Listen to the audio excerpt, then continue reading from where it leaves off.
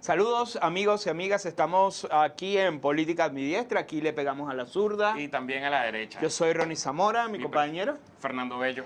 Y vamos a repasar como siempre los últimos acontecimientos de la política interna y de nuestra posición en la geopolítica internacional, Fernando. Durante esta semana. ¿Con qué quieres que empecemos hoy? A ver. Bueno, esta semana fue muy movida. Creo que se repite el tema otra vez de la opción militar, que se han movido y han habido varias declaraciones por parte de funcionarios de Estados Unidos hacia Venezuela y de parte de Juan Guaidó también.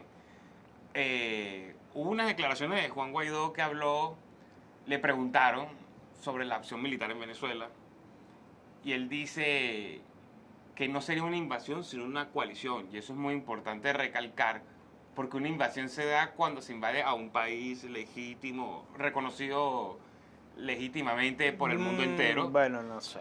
Y o sea, a ver, no, invadieron, los aliados invadieron Alemania. Sí, por supuesto. Y un país reconocido legítimamente. No, pero el presidente reconocido de Alemania era Adolfo Hitler, ¿me entiendes? No, pero... Entonces, pero lo que o sea, te trato de explicar... ¿Reconocido cómo? Por la comunidad internacional, era el tipo que manejaba el poder, eso estaba claro, pero... Bueno, y lo reconocían. Lo que no aceptaban era su manera de manejar el poder y su política exterior que quería dominar Europa y el mundo entero. Pero volviendo al tema, Guaidó dice... Ya, déjame parar ahí. Okay. ¿Estados Unidos reconoce o no reconoce a Maduro? No lo reconoce. Porque habla con gente del gobierno de Maduro. Porque son los que ejercen el poder internamente. Bueno, pero eso es lo mismo que la Alemania. Pero no le han congelado los activos. Claro, yo estoy claro en eso, pero eso de invasión de países reconocidos, legítimos o ilegítimos, eso... En la Segunda Guerra Mundial, los nazis tenían embajadores en los diferentes países de Europa. Europa. Pero por supuesto si tenían el poder. Maduro no los tiene. En algunos países de Europa. En algunos países de Europa tenían nada. Bueno, Maduro tiene embajadores en un montón de países. Es más, pero en Estados Unidos no lo tiene. Te voy a decir algo que en Brasil no lo tiene. Está bien, pero te voy a decir algo, Colombia no lo tiene. Te voy a decir algo que a lo mejor tú no sabes. Maduro tiene embajadores en más países del mundo que Guaidó. Sí, correcto. Pero los países que son más democráticos y el hemisferio occidental reconoces a quién, a Guaidó o a Maduro. Está bien, reconoce a Guaidó, pero o sea, ¿qué es legítimo y qué es ilegítimo? O sea, tienes una comunidad internacional cuya mayoría, después puedes empezar a analizar la calidad de las democracias y de los gobiernos, pero tienes una comunidad internacional que en su mayoría, y eso es innegable, reconoce a Maduro. Sí. Después tienes otra parte muy importante de la comunidad internacional con mucho peso a nivel económico, con muchas tradiciones a nivel democrático que no lo reconoce y que reconoce a Juan Guaidó. Pero digamos, no es que Maduro está ilegítimamente reconocido por el mundo, no es que hay una invasión de un país que es ilegítimo, porque eso no es verdad. Obviamente, pero lo que te estoy tratando de explicar es los términos. ¿Por qué Guaidó nombra estos términos y dice coalición y no invasión? Volviendo al tema. Una invasión se da cuando por ejemplo, Estados Unidos invadió Irak. ¿Por qué se le da el nombre de invasión? Porque Saddam Hussein era reconocido por toda la comunidad internacional como el presidente de Irak. En este caso, no.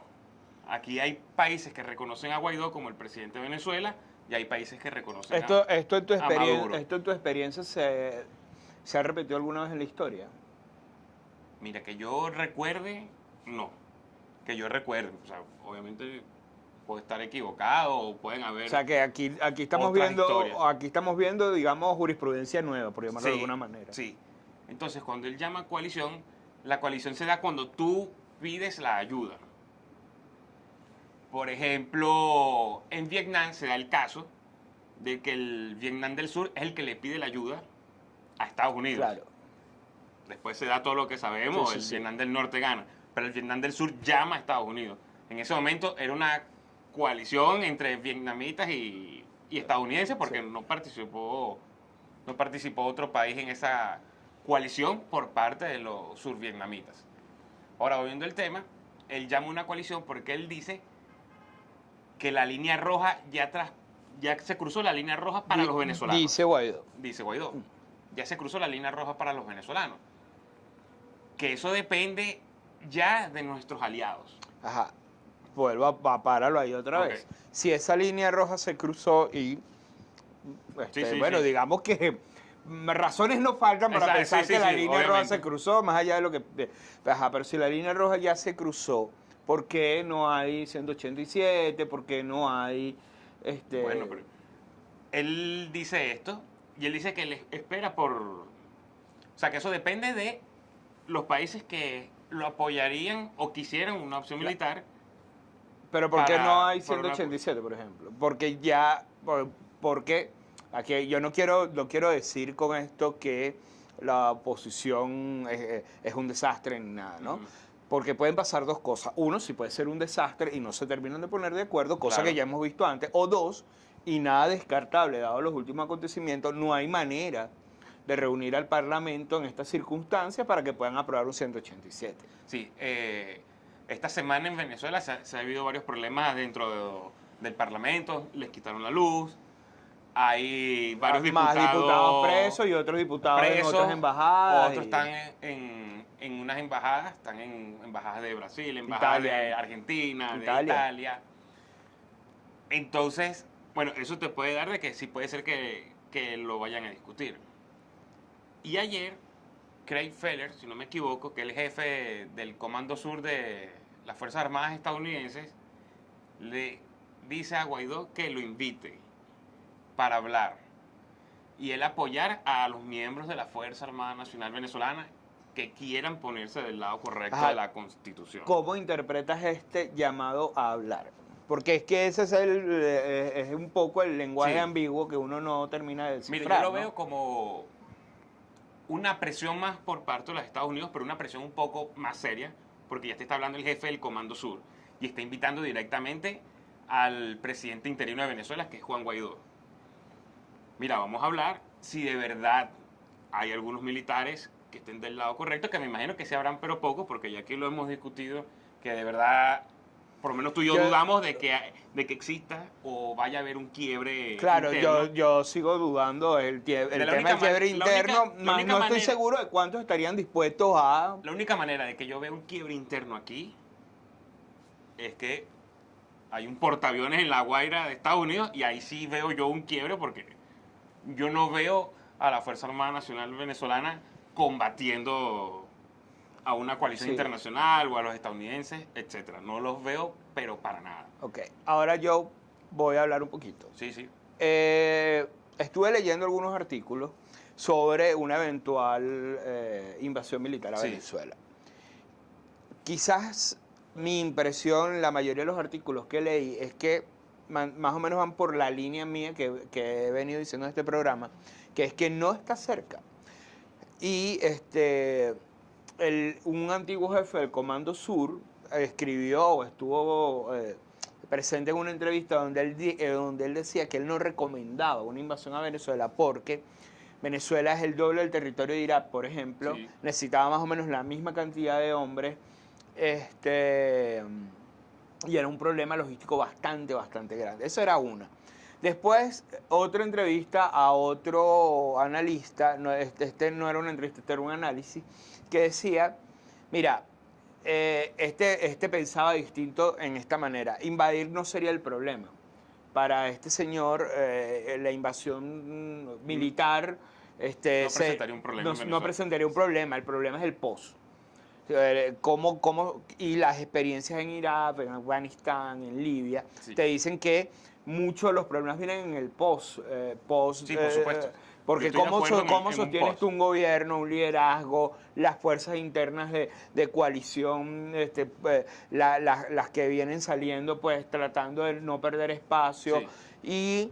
Y no hay un liderazgo fuerte en la oposición. Yo creo que más allá que Guaidó sí sigue manteniendo una posición pública privilegiada, dadas las circunstancias, no es un líder fuerte, capaz o pareciera no ser un líder fuerte, capaz de asumir el control del país por un año hasta que por una elección. Claro, por las masas, pues el pueblo, los ciudadanos tengamos la dicha de poder elegir un gobierno distinto, ¿no? Sí. Entonces hay un montón de problemas ahí que hacen, en mi criterio, seguir sosteniendo la postura de Sí. que la invasión no está cerca. Yo- Y que Estados Unidos está apostando básicamente toda una negociación. Sí, bueno, lo hemos repetido aquí. Estados Unidos va a buscar la manera va a buscar todas las opciones para evitar la última, que es la fuerza. Y ellos siguen insistiendo en esa opción. Como te dije, esas declaraciones de Craig Feller me parece que van por ese camino. Meterle presión. O sea, Ajá, pero ¿qué ¿Qué? vamos a hablar? Invítame a hablar. Invítame Bueno, qué, pero nos sentamos aquí, un café, una cosa. no, tú sabes cómo son esas Pero, reuniones. pero Son reuniones de alto nivel. Pero ¿dónde me invitas a hablar? Bueno, puede ser que O sea, Guaidó... ¿por qué no lo invitó él a hablar? Puede ser que a Guaidó viaje otra vez y pueda salir y conversen o vía telefónica, etcétera. Hay Por- varias maneras. ¿Por qué el gobierno no mete preso a Guaidó todavía? A mí me parece que es intocable. Yo digo que si a Guaidó lo meten preso, yo creo que sí abre una salida por la fuerza lo más pronto posible. Se evitarían las negociaciones que tienen por delante. También hay que recordar que Almagro otra vez insiste en el R2P para Venezuela. La Asamblea Nacional discutió el ingreso de Venezuela al TIAR de la OEA.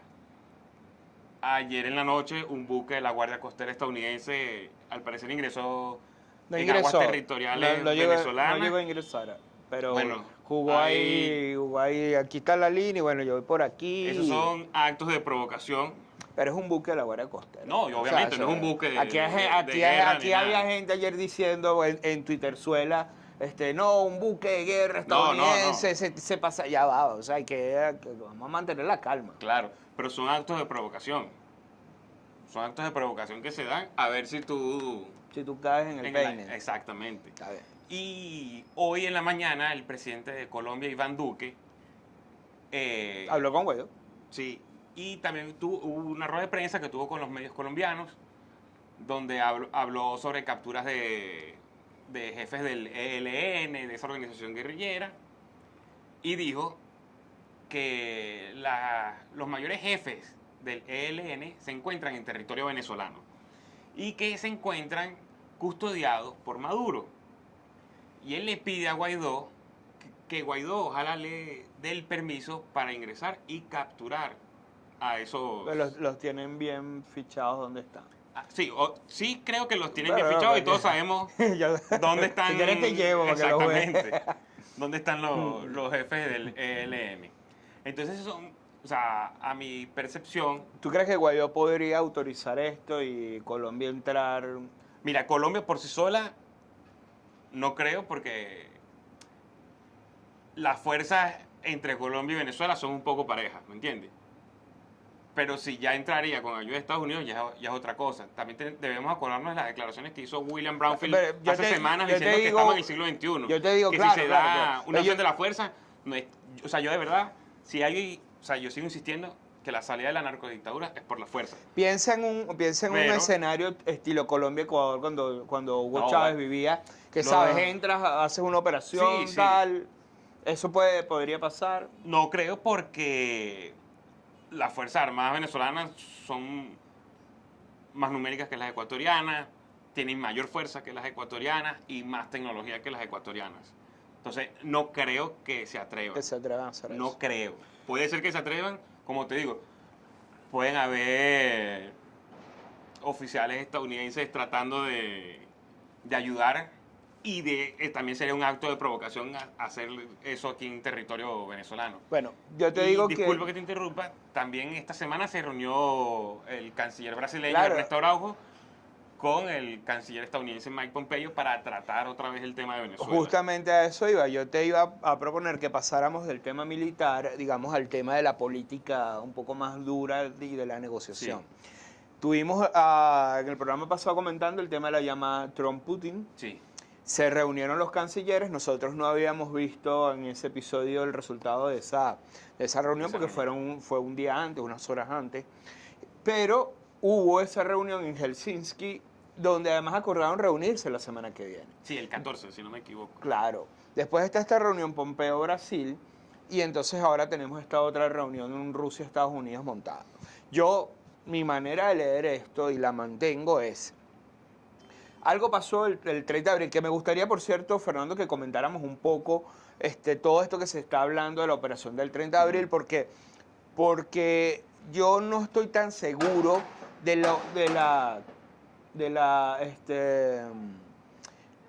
la mala decisión de la oposición, sino que más bien hubo algo ahí que no terminó de funcionar, porque al parecer fue Christopher Figueras, este general que está en el SEBIN, que ahora está fuera del país, y al que Estados Unidos, por cierto, le quitó las sanciones, en coherencia con lo que viene diciendo, le moleste a algunos o no,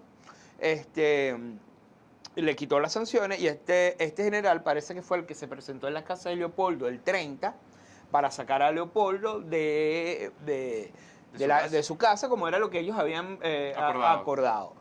Sin embargo, no lo habían acordado para el 30, sino para el 1 o 2 de mayo. Okay. Porque lo que estaba montado, y es lo que más o menos uno puede deducir de las cosas que se dicen, porque al final esto es más especulación que otra cosa, es que lo que estaba montado es que venía una marcha o venía una salida de gente a las calles muy fuerte el 1 de mayo. Sí. El 2 de mayo el Tribunal Supremo iba a anunciar 4 medidas, que eran pasar competencias del Ejecutivo a la Asamblea Nacional, disolver la Asamblea Nacional Constituyente, liberar a los presos políticos y convocar a unas elecciones en 12 meses donde no participará la persona que estaba a cargo del gobierno de manera interina. Entonces, cuando tú piensas en esos 4 puntos, y tú dices que, bueno, ahí estaba Michael Moreno, estaba Vladimir Padrino, estaba empresarios como Raúl Gorrín, por ejemplo, haciendo contactos de aquí para allá. Tú dices, bueno, aquí esto era un plan bien pensadito, esto no era una locura. Y, bueno, le estaban tratando de dar una base jurídica.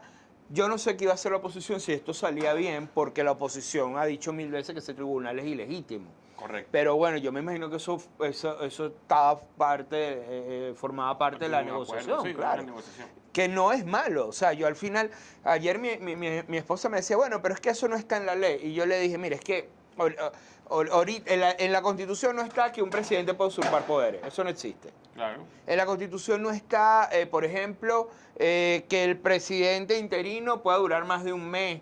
O sea, se debieron haber convocado elecciones al primer mes del mandato de Guaidó. O sea, lo que estamos viviendo todo es inédito. En la Constitución no está la Asamblea Nacional Constituyente.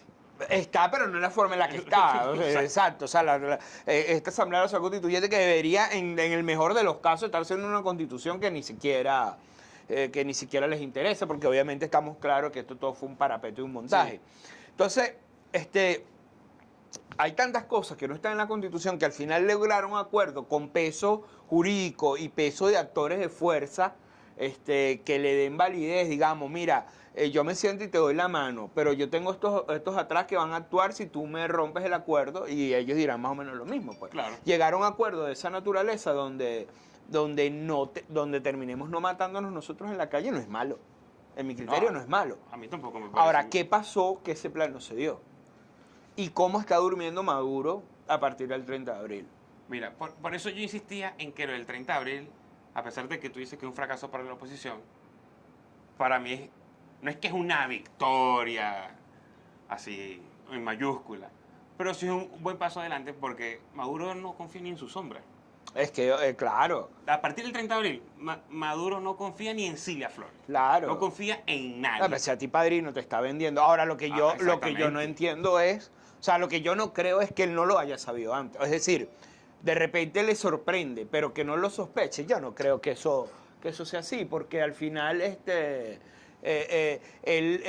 tiene que entender que tiene que haber mucha gente conspirando en su contra en este momento. Eso... Bueno, pero a lo mejor no se lo esperaba. No se lo esperaba de su círculo más íntimo, ¿me entiendes? Puede ser que lo esperara de algunos si yo fuera parte del gobierno, yo no dudo de nada. Sí, sí. O sea, porque es que además aquí hay parcelas de poder muy marcadas. Sí, pero a lo mejor él pensará, mira, todos estos están embarrados como yo, no creo que se atrevan a negociar y a salir porque sabe que también van a caer presos, etcétera. O sea, no sé qué pasará por el cerebro. Ahora, lo que yo te quería decir, y porque yo veía el tema del fracaso, es, si bien es cierto que después del 30 de abril Maduro no puede dormir tranquilo, mucho menos de lo que estaba durmiendo antes, para mí ya el develar el plan obligaba a reconfigurar las fuerzas. Y aunque yo dude de ti, que estás ahorita sentado al lado mío, tú para sobrevivir ahora tienes que hablar conmigo, porque yo sobreviví a tu plan. Claro. Entonces eso le daba una posición de fuerza hasta que obviamente Estados Unidos entró a hablar directamente con Rusia, porque yo me imagino que obviamente Estados Unidos, estando al tanto, como ellos mismos dicen que estaban de este plan, pues ha salido a decir, bueno, esto yo no puedo dejar que Maduro se me fortalezca en el poder, déjame ver cómo hablo con mi socio, con esta gente, a ver a qué acuerdo podemos llegar, Sí. de manera de seguir forzando la barra La para... salida. Exacto, para conseguir una salida negociada a esta situación. Y en ese término, bueno, vamos a la reunión de la semana que viene entre los cancilleres. Sí, esta reunión, pienso yo, que va a ser muy importante. Puede ser que pase lo que hablamos la semana pasada, que Estados Unidos le diga a Rusia, mira, tú quédate por allá en Siria, déjame yo ocuparme de mi zona hemisférica, Claro. que no sería para nada descabellado. Pero, o sea, yo dudo de que si Rusia, por ejemplo, le diga a Estados Unidos, mira, si yo le quito el total apoyo a Maduro, Eso nunca O sea, lo va a decir Rusia o sea, públicamente. pero obviamente Entonces, no lo va a decir públicamente. lo pueden acordar atrás, pero yo dudo públicamente no de lo va a que decir. si a nivel privado Rusia le dice a Estados Unidos, yo le voy a quitar el apoyo a Maduro, igualito la narcodictadura se entregue de manera pacífica. O sea, siempre he dudado de esa opción porque es una organización criminal y de ninguna manera van a salir. Esa es tu postura, Sí, yo sí, te sí, la por respeto, supuesto. pero yo al final creo que si tú estás en la manera en la que estás y a ti Rusia te dice, mira hermano, yo no te puedo seguir apoyando, Okay. o sea, hay que conseguir una salida política a esto y eso pasa, por ejemplo, por ir a unas elecciones, a ellos no les va a quedar más remedio. Ok, yo no te digo que Maduro no pueda... Maduro va a acceder- San Petersburgo, por cierto. Escucha. A lo mejor no vuelve. A lo mejor, Ojalá, claro, ojalá. pero ahorita sí. nos reímos. Esto puede parecer un chiste, pero es que Sí, a lo pero mejor no es verdad. vuelve. A lo mejor no Pero regresa. es que es lo que te iba a decir. O sea, yo no dudo que Maduro acepte. Mira, ok, yo me voy. Me voy a Turquía, me voy a Cuba, me voy a México, a Uruguay o a Rusia. Por ponerte un ejemplo. Pero lo que tienen el verdadero poder de las organizaciones criminales que hay dentro de Venezuela son los que yo digo que van a salir por la fuerza. Claro, pero... O sea, Tarek El Aissami, yo no lo veo, a menos en el Líbano, o en Siria. De resto, o sea, estamos hablando de lo que hemos discutido aquí Claro. varias veces. O sea, estamos hablando de que los militares tienen el poder O sea, y el control absoluto claro, pero al final todo esto pasa, Fer, porque vamos a suponer, ahí está el ejemplo del general Christopher Figuera. Sí. ¿Qué pasa si el Aissami dice, mira, yo doy un paso al frente y yo tal, y estos tipos no sé qué, y qué hace Estados Unidos con un tipo como el Aissami si el Aissami llegara a hacer eso, por ejemplo? Que el Aissami se ponga del lado de la Constitución. Claro. Mira, eso sería como tener Pero- más pero- o menos al Pollo Carvajal. Pero que, con claro, toda la información que puede tener claro, el Aissami. está bien, pero ¿qué va a hacer Estados Unidos? ¿Lo va a meter preso? Si tiene que ser coherente con el tema de la amnistía y tiene que ser coherente con el mensaje que está mandando al resto de la... Para mí pero sí va. yo sé que eso es muy difícil que eso Sí. suceda, pero vamos a hipotetizar, si eso sucede, ¿qué tienes que hacer? Incluso para mí, Vas a tener que calártelo. Tarek El Aissami es el último que se entregaría de manera Bueno, pongamos un Pedro pero- Carreño. No, Pedro Carreño, que pero es un tipo de escucha, menor nivel. Escucha, si poniendo el ejemplo de que Tarek El Aissami lo haga, yo sí creo que Estados Unidos lo apresa, le saca información y lo hará pagar una mínima condena, pocos años de prisión, etcétera, porque también él está acusado de narcotráfico Claro, en los Estados Unidos. pero si Estados Unidos actúa de esa manera, en este escenario donde apenas han pasado muy pocas personas, han Sí. hecho ese paso, oye, los demás se van a echar para atrás. Por eso yo te digo, eso era un problema. ¿Cómo lo asumen? Además, todavía está el problema de Carvajal, de Hugo Carvajal. Sigue en España. Claro, Todavía pero Hugo Carvajal no tiene el perfil, más No. allá de las acusaciones que tenga encima, Sí. no tiene el perfil No, mediático de Tarek El Aissami. de Tarek El Aissami. No, por Entonces, supuesto que no. no es lo mismo. Entonces tú te preguntas, bueno, si estos personajes o algo, el mismo Padrino, si Padrino se pasa al lado de la Constitución y que eso le genera un problema a Estados Unidos o a la oposición de alguna manera, porque se lo van a tener que calar. Bueno, Se lo van a tener que calar en marco de la ley de amnistía, por ejemplo. sí puede ser, pero no O creo. sea, para mí, los únicos que no, en teoría, no caben en esa ley o no caben en ese escenario de la amnistía. Es Diosdado, Nicolás, no sé, Tarea de Isami, no sé. De ahí para abajo, aquí puede haber una larga, que además me parece un costo económico para en favor de recuperar el país, una larga lista de impunidad. Pero ¿en qué términos te refieres tú que sería un... Oye, o sea, no va a haber manera, Fer, de poder hacer justicia después, en una eventual transición Ok. y en un eventual cambio de régimen.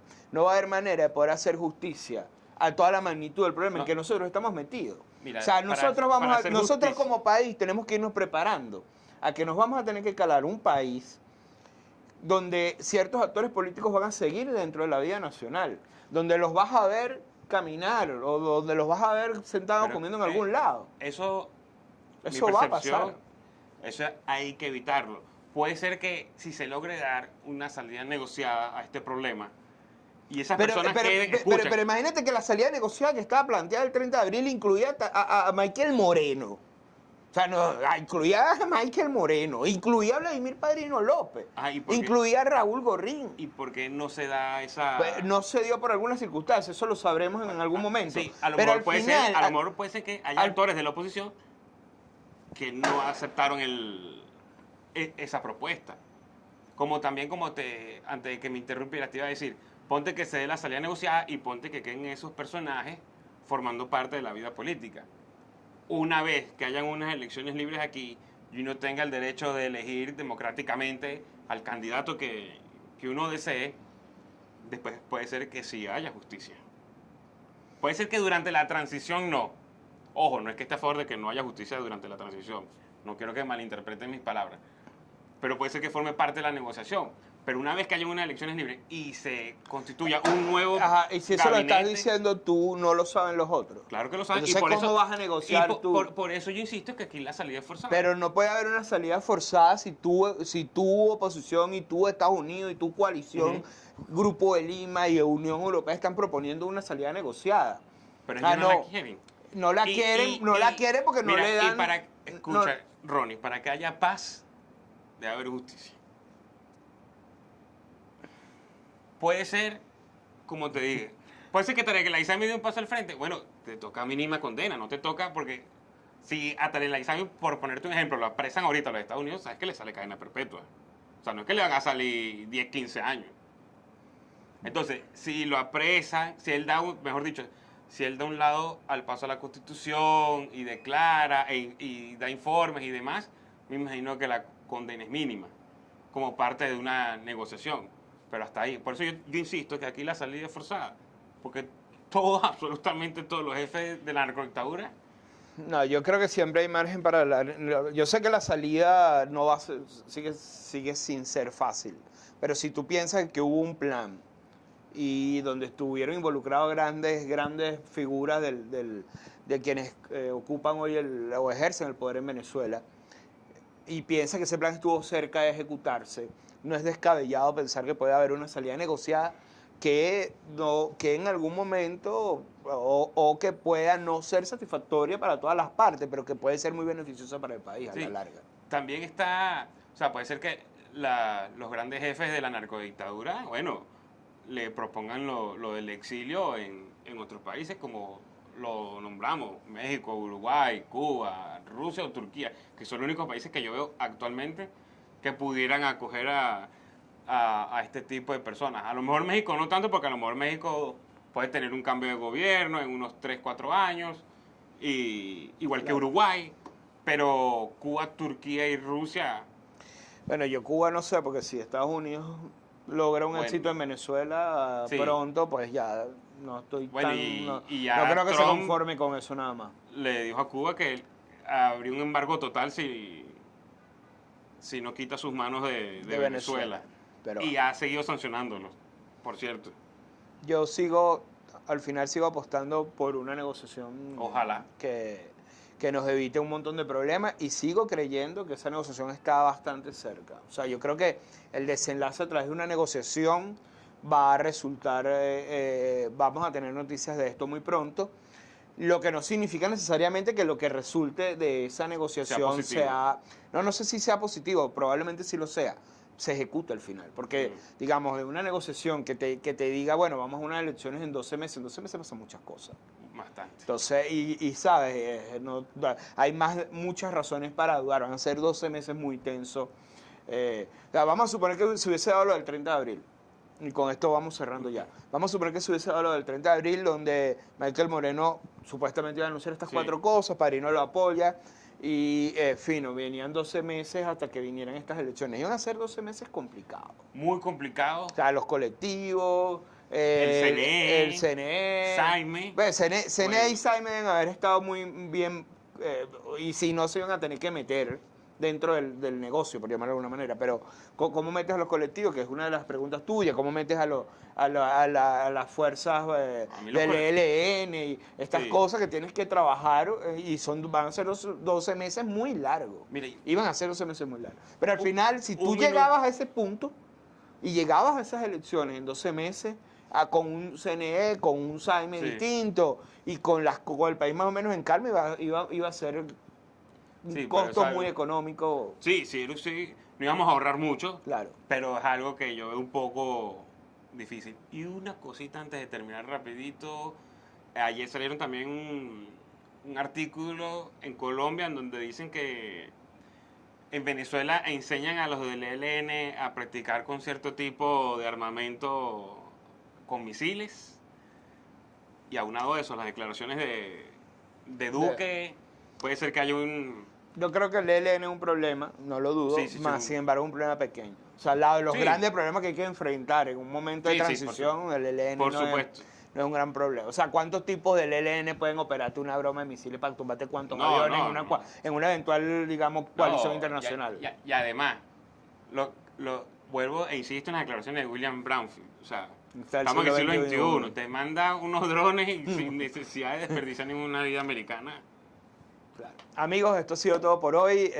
Para mi persona, Ronnie Zamora. Y mi persona, Fernando Bello, fue un placer estar con ustedes el día de hoy. Y bueno, nos vemos pronto. Pronto. Vamos a esperar las declaraciones de la reunión entre Estados Unidos y Rusia este 14 de mayo y lo que acontezca durante la semana.